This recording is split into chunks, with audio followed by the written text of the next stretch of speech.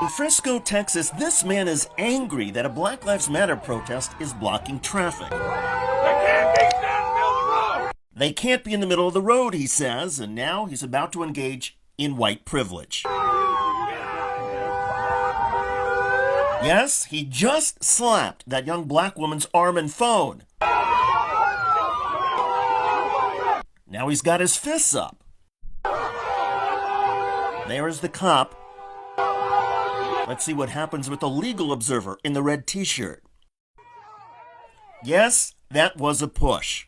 The police officer's going to reach for the taser, right? No, because this is a large, threatening white man, not an African American.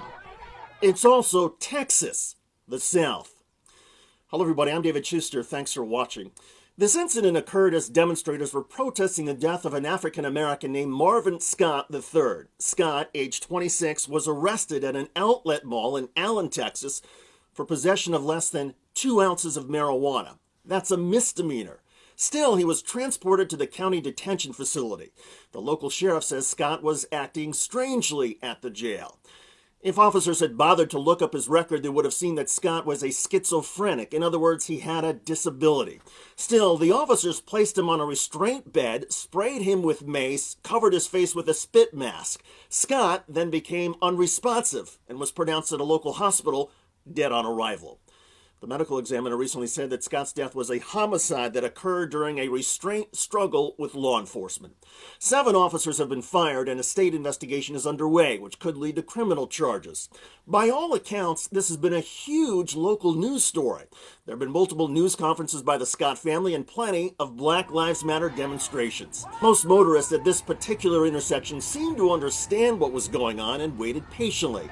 But this jackass decided to get out of his truck and try to start something.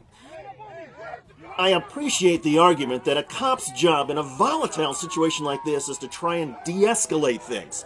And perhaps this officer was wise to stay cool and calmly guide the man away from the crowd, even though the man had just slapped the arm of a woman recording him. But imagine if that had been a large black man who slapped the arm and phone of a young white woman. Would the police officer have been this restrained?